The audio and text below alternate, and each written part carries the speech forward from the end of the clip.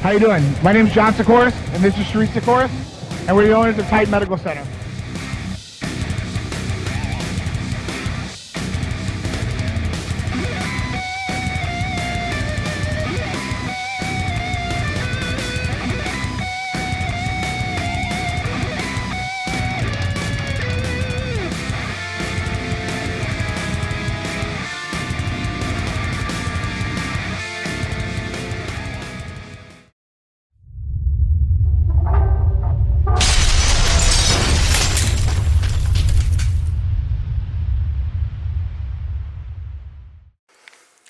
Okay, what's going on, guys?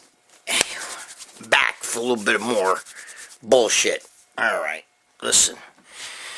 I'm a little fucking down in the weather. My fucking Yankees lost to the Red Sox, actually, and the Red Sox went on and beat the fucking Astros and now in the World Series. That makes my son happy. Believe it or not, I don't know how this happened, but when my son was a little boy, you know, we used to go to Red Sox Yankee games.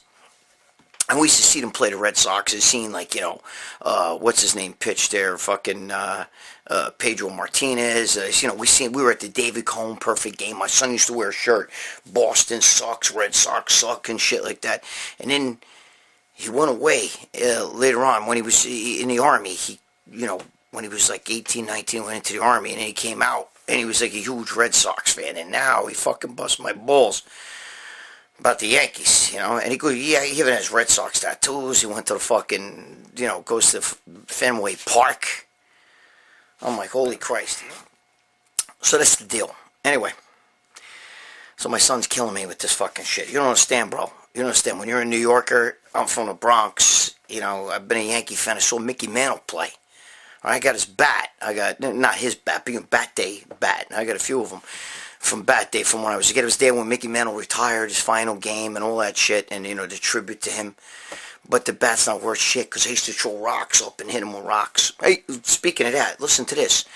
I have a girl that I'm good friends with. She works for the Yankees and everything, and my son, when he was, after the David Cohn perfect game that him and I were at, that's the story where I tell everybody we were in the fucking bleachers. My son, I had all these friends with cops, and they were giving me, like, bleacher seat tickets, and I got, like, box seats right next to the dugout, too. They gave me both, all right? You know, my friends. They would take them away from the scalpers. I'd pay for the scalpers anyway, so it didn't matter. But this one day, I actually scalped the tickets right next to the fucking Yankee dugout, and we got the tickets, and my son kept saying to me, I want to see what it's like sitting in the bleachers. And this is like, you know, what, 1998, you know? When, what was it, 99? I can't remember. When David Cohn pitched the perfect game. So we're out there in the bleachers, and back then I was fucking super huge, you know. I was like 275. It was literally 100 degrees or more in the stadium that day.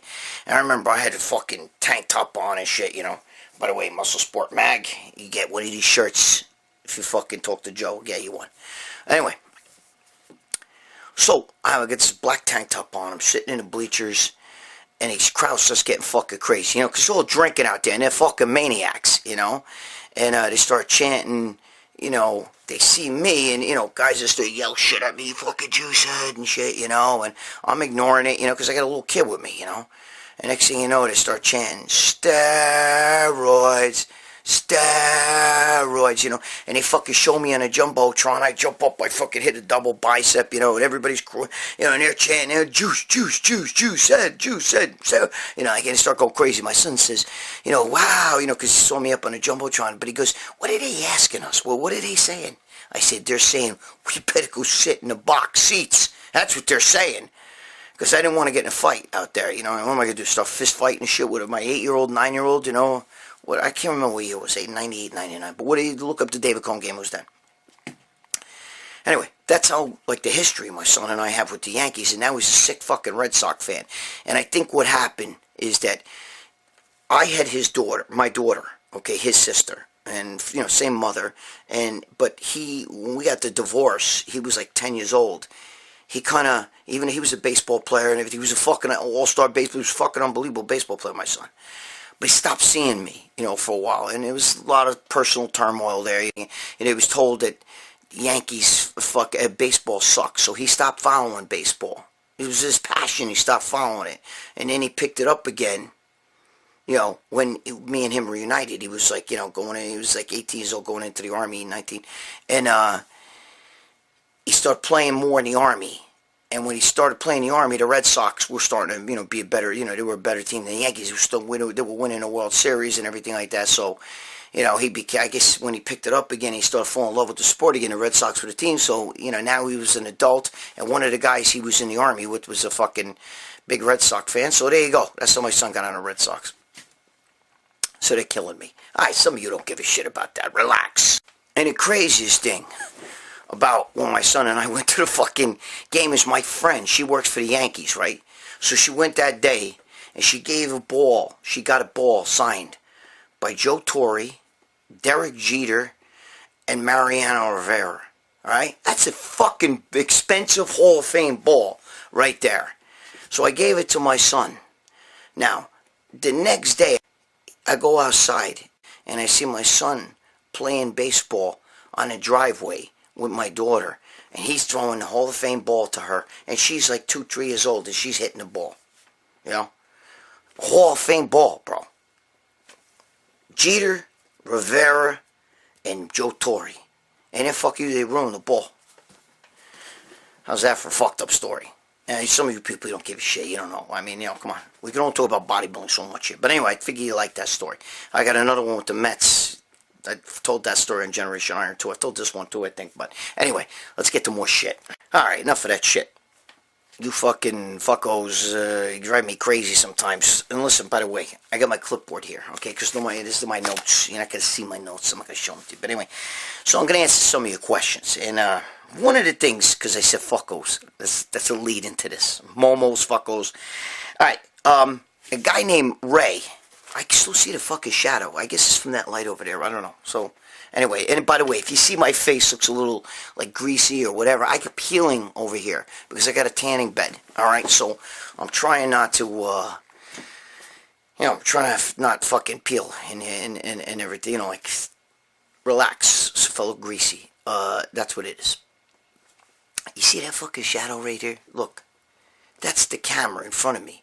It's that fucking light. But I'm too lazy to get up and move it, so you deal with it. Anyway, so a guy named Ray at Lenny's Pants. What? You guys, bro. At Lenny's Pants. Ray. Okay? On Twitter. Where you get these fucking names from, I don't know. He wants to know, because I'm always talking about, calling people Momo and fucko and all that shit. He wants to know, what's a Momo? What's a fucko? Okay? Well, a Momo is a wheel. Alright? We're all fucking Momos, not for nothing. Alright?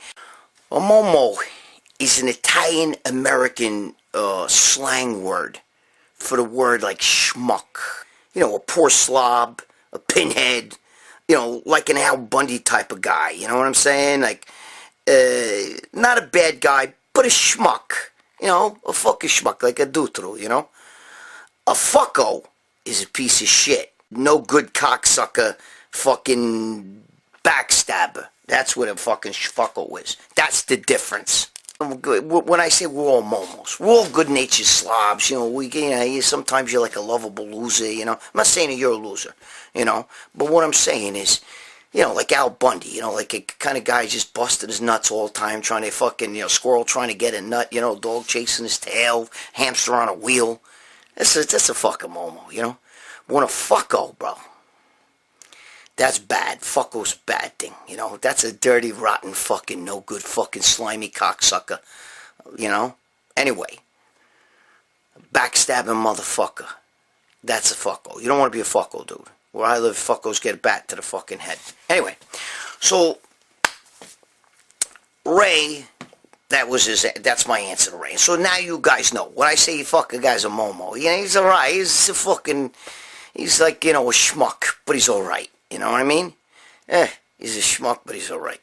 That's what it means, okay? If I say, yo, dude, hey, fucko, that's not a good thing, alright? Lou Ferrigno, Franco Colombo. By the way, like I said, it's an Italian-American slang thing. Italian from Italy is going to be like, hey, I don't know what the fuck you're talking about. I never heard of a fucking fucko or a momo. That's because it's an Italian-American slang thing. And if you remember in the movie Goodfellas, okay, when that guy is fucking, remember that cowboy dude, he's the fucking machines were winning, giving out to people money. And Robert De Niro said, hey, what do you fucking think I'm a fucking momo? What do you think I'm a momo? That's an Italian-American thing. You're either in on it or you're too stupid to know better. Either way, you're out. That's a fucking momo. Just a quick fucking thing I gotta tell you. Yeah, the other day I'm in a fucking gym, and my friend invented training mask. You know the masks that you see on the face? Okay, that's my friend. Okay, my friend invented it, and my other friend, my childhood friend, is the one who fucking, he's like the big fucking, he's like the fucking vice president of that company, and my other friend is the fucking owner, president, and everything, okay? So, I'm in the fucking gym the other day, really fast. I just gotta tell you this shit, because it's fucking funny to me. And I see this big fucking bodybuilder, and he's fucking running on the fucking treadmill. He's got the fucking training mask on, and he's, you can hear him breathing and shit, you know what I mean? And he's all sweaty, and he's fucking, dude, he's juiced out of his fucking mind, And I asked him, bro, what do you like that training mask? Like, well, what's going on? What are you doing? And he's, telling me I'm trying to get the lungs expanded and all this other shit, and I'm really trying to work on health right now. Meanwhile, I saw this fucking same guy. He's on Anadrol, he's on Mastron, Tren, testosterone. I forgot what all these fucking drugs. He's taking insulin and all.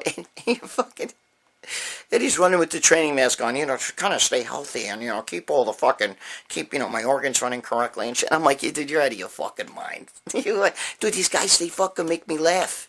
They make me laugh, all right? It's just, there's a pro bodybuilder who doesn't even like to tan. He's a good guy. I love him. I'm not going to say his name. But he's a pro bodybuilder. He won't tan anything because it's unhealthy. It's not good. It's not good for your skin. But taking insulin, peptides, growth hormone, fucking testosterone, Tren, and all these other fucking drugs, all added together, that's okay. That's okay. But we don't want to tan in a tanning bed. Look, I'm not against drugs, but come on, guys. I never took growth hormone in my life. Never took a peptide in my life. I tried one SARM. It was given to me by somebody. It's very famous. That we all love. I love him. He's my boy. He's on here. I'm not going to say his name. But, and the SARM worked pretty good. But the thing is, guys, I'm a fucking, test, maybe a little deep ball, Sustanon or something like that. I really, I know in a day I was fucking nuts. Okay. In a day, I was nuts. I really probably shouldn't talk because I took fucking ridiculous amounts. Okay, but I knew what I was doing. And I knew that, like, dude, this is fucking me up, but I didn't give a shit. I want to be huge. All right? I knew it. All right, but when I see these guys and they take it and say, I'm not going to tan because, it's kind of not healthy. Dude, you might as well fuck it. That's like, again, it's like eating fucking 3 pizza pies. 3 giant fuckers pizzas, 16 slices of pizza, and you're having a fucking Diet Coke with it. Why? Go for the Coke, bro. Give me a break. Give me a break. So, I can't, again, listen, at least I admit my own bullshit. I took fucking 6,000 milligrams of Testalone on top of fucking Equipoise and this and that, and even Sustanon. You figure out how many real tests I probably got about 8,000 milligrams in me, you know what I mean? Whatever, okay? But at least I admit it to you, I didn't sit there and say, well, I'm being healthy, let me fucking, I don't want to tan, dude, I tanned every fucking day. I figured, hey, listen, you know what I mean? I don't want to die, but I'm going to, you roll the dice. But it just made me laugh. I don't know, the way he was telling me, tanning is bad, I don't want to, I don't want to, dude, I'm like, fucking hey, get the fuck out of here. And the other guy with the fucking training mask, I'm trying to, I'm really trying to work on my health a little bit, and get off the fucking trend if you're worried about your health, bro.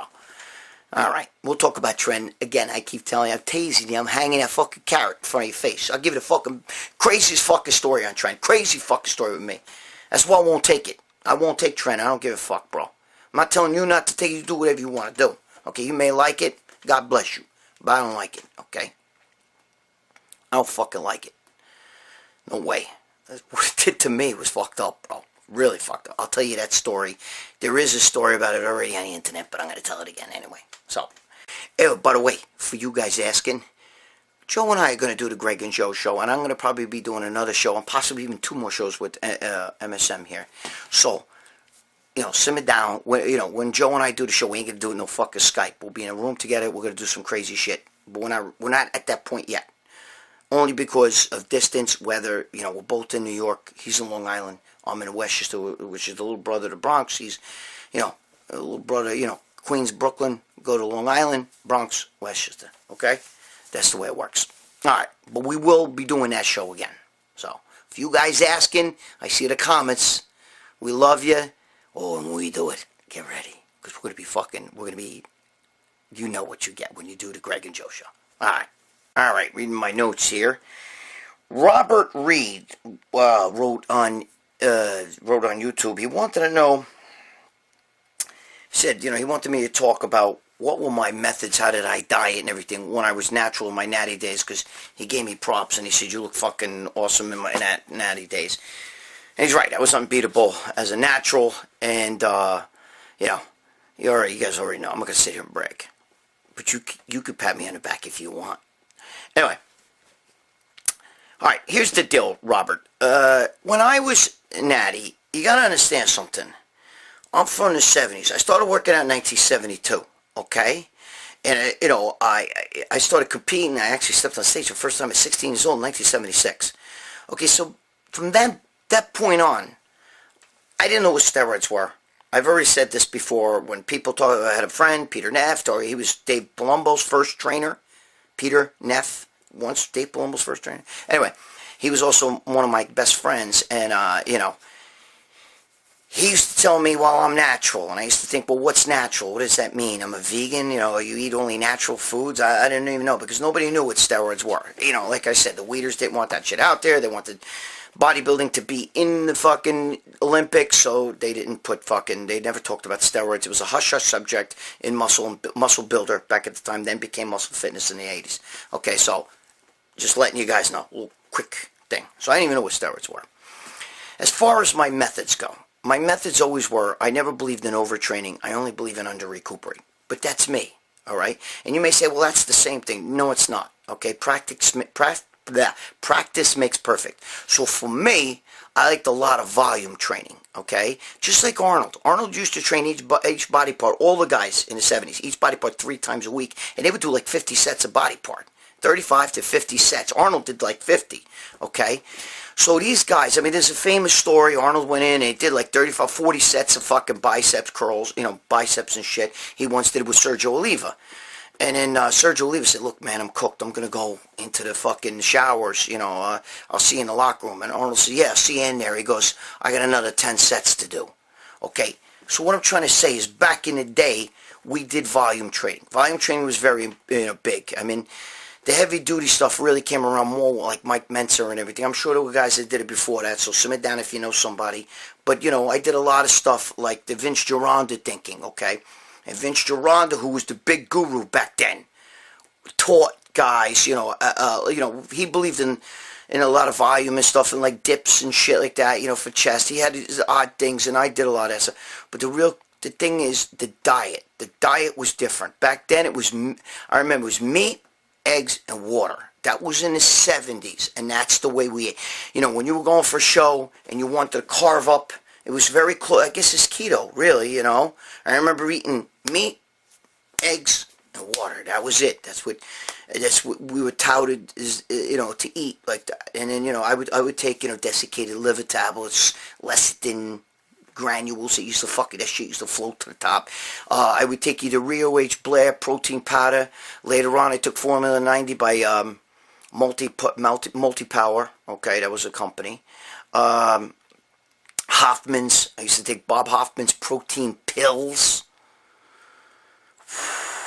Bro, those are the supplements I took. I didn't really take much supplements, bro. I always took a multivitamin, multimineral to keep the machine, that's your body, keep it going. I didn't really take any, there was no fat burners or any of that shit. And first of all, fat burners don't really work like the way you think they do. Anyway, so that's, my supplementation. As far as diet goes, diet is,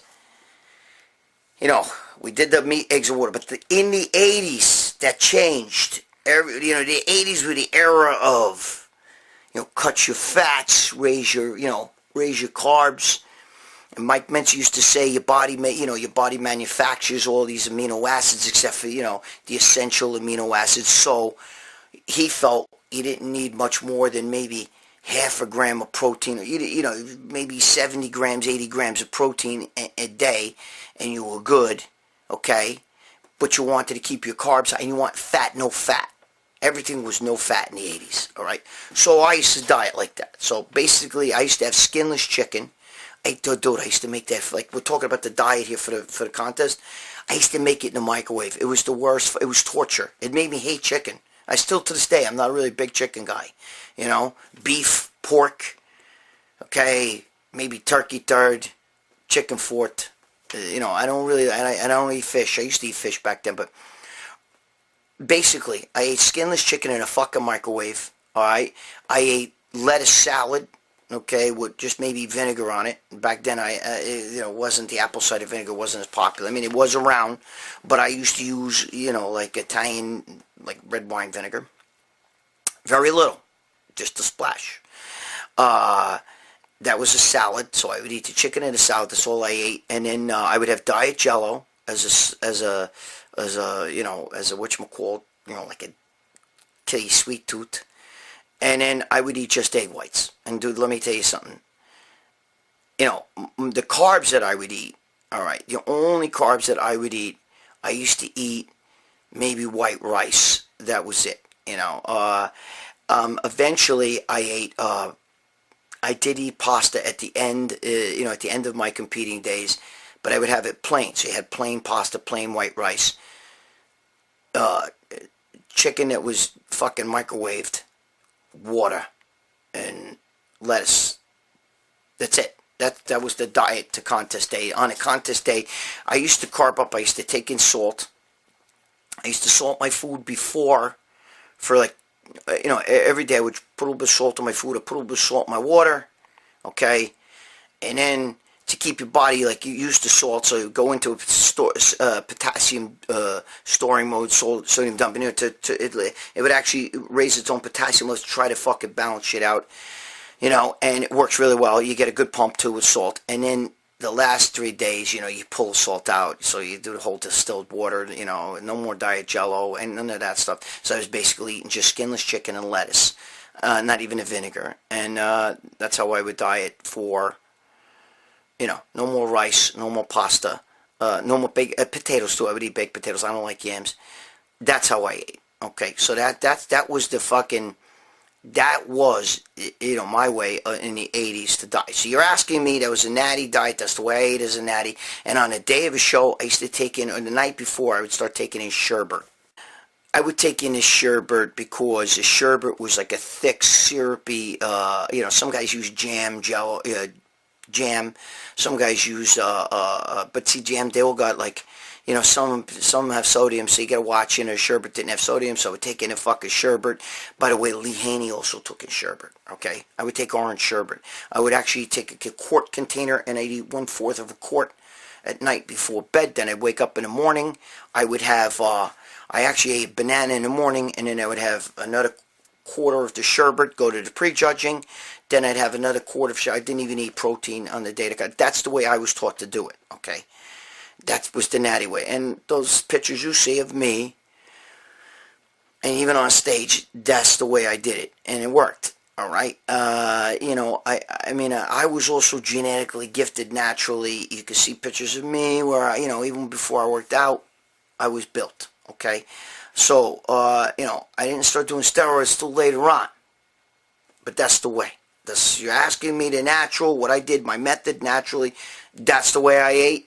In the off-season, I ate whatever the fuck I wanted, okay? I ate a lot of carbs because that's what we believed in. I still kind of kept my fat low.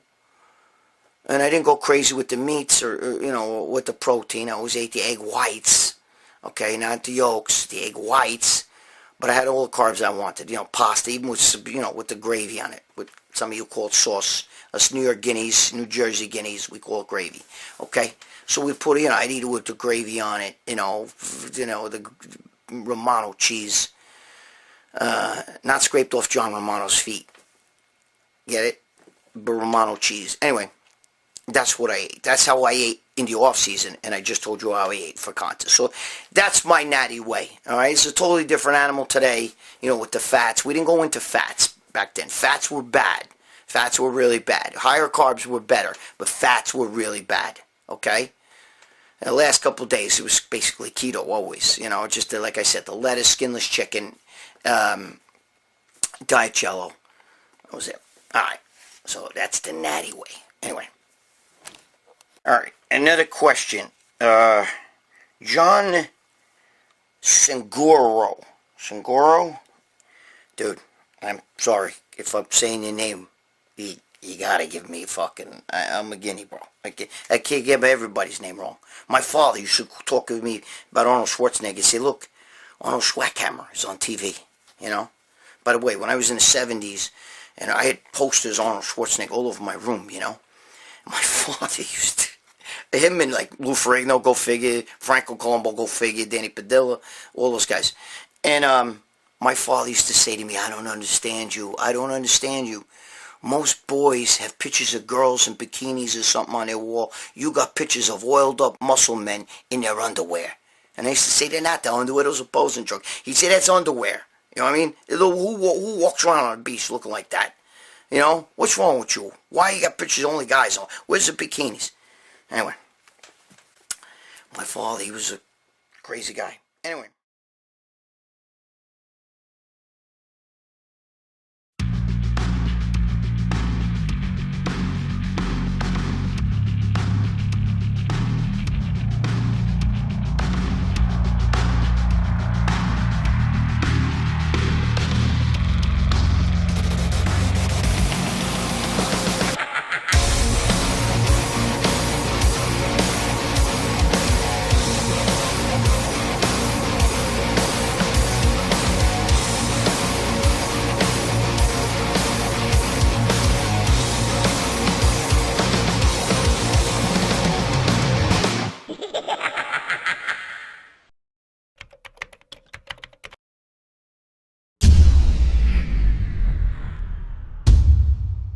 Okay, so John Seguro, whatever the fuck his name is, he wants to know, he's asking me about bringing stuff across the border, steroids.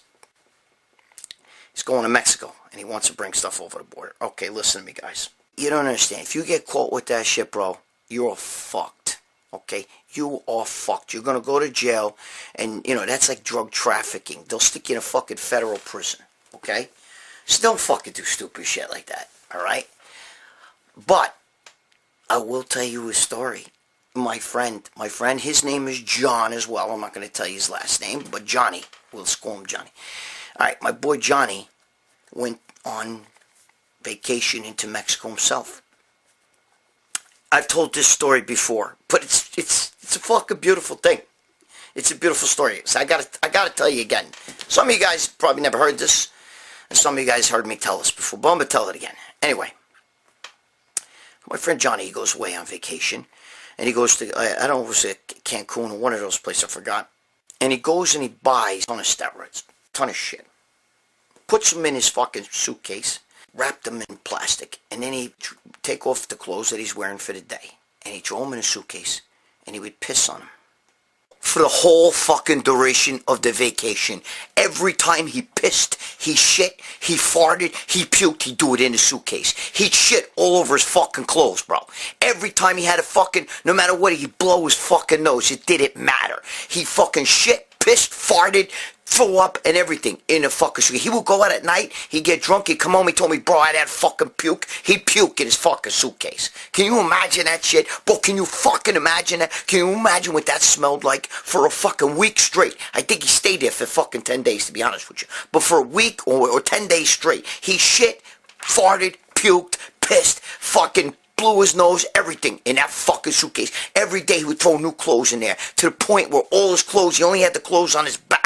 All his dirty clothes were in the suitcase, and the goddamn fucking steroids were hidden underneath of the plastic shit and hidden, okay? okay? Now all that shit's festering in there. It's fucking baking in its own fucking stew. He made fucking puke, vomit, piss shit stew. I gotta love that, bro. That's some sick shit. That's some fucking sick but ingenious shit. So now you're saying, oh my God, what are you fucking doing? You could, you're contaminating the steroids. But the steroids were all fucking, they were hidden a little bit, but they were sealed, and you're not gonna contaminate. But what is gonna happen is, and think about this, he did this over a week's time. So all the clothes that you wiped your ass with, you piss in there. You piss on something, you let it sit and ferment. You imagine what that smelled like, right? You imagine that? Well, the guy's a genius. He's a genius. Because here's the deal. When he took the suitcase and he came back to New York here, all right, when he was coming through customs, he told him, listen, I got to tell you something. I was really sick. So I got a lot of clothes with puke, shit, and vomit. All, like all kinds of shit. My shit's really dirty. I'm just warning you. Dude, the smell was so bad that they were sitting there. They didn't even want to touch it. Even they had gloves on. And they were like, oh, no, oh, my God. Jesus Christ. And they'd see, like, shit. There's shit right in there. Okay? Shit right in there. And he said, I'm really sorry. I got the Montezuma's revenge. I was there on business. I spent the whole week throwing up shit and farting, And they, oh, no! Smells like Bigfoot's dick! Christ! And they fucking sealed the thing, and they fucking told, get out of here! Oh my God! You could smell it. He told me you could smell it with the other luggage. Okay? People coming through, they're like, what the fuck is that? Even with his luggage sealed, you could smell that shit. And the customs people, when they opened that up and they saw shit, shit. All over the clothes. He had shit all over the clothes. Dried, fucking smelly, moist, fucking festering shit. They told him, that's it. Get those clothes out of here. Don't even, I'm not even, get out of here. He told him, I was so sick, I had the worst time, no, I was in the hospital, I fucking threw up. It was unbelievable. And you know what? He went home, threw all those clothes in the wash. Probably washed them about 3 times, get that. And took out his little bag of shit. There you go. And he got all his stuff. They didn't bother. They didn't catch him. That's a fucking genius, bro. That's a fucking genius. Now, listen, guys. This was a long time ago, okay? This was a long time ago. This was just before around 2000. Maybe the end of the 90s, 2000, okay? If that happened today, they would probably still rip apart your suitcase, so I wouldn't recommend you do that. But I think that was a genius thing. Because even back then, you're not allowed to bring drugs over the border, all right? So even back then, this fucking guy was a genius. I love every second of that story. A lot of people love that story. Dude, who fucking thinks of shit like that? Pissing right in your own suitcase. Taking a shit, fucking wiping your ass with your shirt. Fucking shit. There's all shit in the suitcase. Vomiting. He might have vomited right in that suitcase. I don't know. It was fucking crazy. And he's still jacked to this day. Anyway, Johnny boy, I don't know if he's watching, but if he is, you motherfucker, you fucking guinea bastard. I love it. That was great. Anyway, there you go. Listen, that's why I tell you guys, go to Titan Medical. Stop fucking around. You don't need to go fucking overseas and shit like that to get your stuff. And yeah, Titan Medical's a sponsor here. I can't take this fucking shadow I see over there. I don't know why. It looks like I got a fucking one of them goatee things, and it's not. It's a shadow. It's that fucking, I gotta move that light, but I'm too lazy to get the fuck up and do it now. But, go to Titan Medical, bro. Stop fucking around. I'm not saying it. There's no promo code here. I'm not pushing Titan Medical for you to go over there and fucking, I don't give a fuck what you do. But this is a way to get fucking, that's where everybody gets this shit from, okay? That's where the pros go. They're actually expanding their fucking offices and shit. Because, they're making a scarol. Scarol, by the way, that's another Italian fucking, means money, all right? As to you people, scarol, it means escarole, okay? Escarole, but we don't say it escarole, scarol, all right? That's money, all right? So, Doug's called lettuce, making cabbage, making lettuce, making broccoli, whatever. Does guineas. It's fucking scarol, okay? New Yorkies. We have our own slang, our own street talk, our own lingo. All right. So anyway, if you want to, you want to risk your ass, don't bring that shit over the border. You really want to risk your ass, and you want to fucking, go get some fucking goddamn paper list off the internet and shit, and send some guy you don't even know who he is. You're Scott. God bless you. If you want to do things right, go get your blood done, and you get the fucking real deal. And you don't have to worry. It's real doctors. So, and don't do it. I don't give a fuck. Yeah, I'm plugging them. Fuck you. I ain't getting a dime. So, sorry. Alright, listen, guys. Look, I love you fucker guys, okay? Some of you guys ask some stupid fucker questions. Some of you guys are being a momo. Alright? Others use being a fucko. I get a few guys on there, they get a little stupid and shit on the internet, but hey, it's the internet, alright? I got a few things brewing. Joe and I are going to be doing some more shows here on Muscle Sport Mag. By the way, click on the fucking bell. Alright? The little bell down there. Click on that shit. It gives you notifications. You know when I do these shows. Alright? And subscribe. Alright? This way here. And I thank you guys for the support, man. Alright? I really, really do. I love you guys. You know that. Alright? Listen. Thank you for being here. Thank you for the support. Put your comments here and your questions. You want me to answer your questions? I'll even mention your name, whatever you want. Okay? But you gotta ask me the question. You gotta ask legit questions. Don't ask stupid shit. Alright? Don't ask stupid shit. Don't be a fucko. Okay? You're a momo. Don't be a fucko. Okay? So, ask me questions. I'll answer them for you. I'll answer them honestly. What do you want me to tell you? Okay? Alright. Thanks for being here again. Stop fucking around. I'm watching you guys. Stop fucking around. Alright? If you're fucking married, be good to your kids, be good to your girl. If you're fucking divorced and you're a deadbeat father, stop being a fucking deadbeat. I paid for my kids when I was in jail, bro. And when I got out of jail and I didn't have a job, I fucking still paid child support because it's for the kids. And if you're a deadbeat dad, I don't like deadbeat dads. Get the fuck out of here. I can't stand that shadow. It's killing me. I see myself, and I see that fucking shadow right here. It's fucking driving me crazy. It's making me, that's why I keep moving around like this, trying to get it away from my face. Next time I gotta rechange the light. I'm too lazy. You think I get my fucking lazy ass up and go over there? Or I should call my fucking girlfriend and have her do it.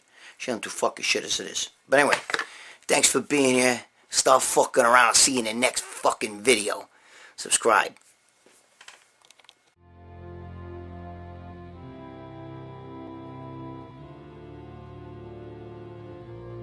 At Titan Medical Center, we are here to make you feel better, look better, and perform better. We're here to get you to your optimal levels in the most natural way possible. We are a boutique-style clinic without the boutique-style costs. All medications are monitored and prescribed by a physician. Let us help you get the results you've been wanting. Come to Titan Medical Center for the most cutting-edge therapies and the most current information on how to take the most natural approach to your health.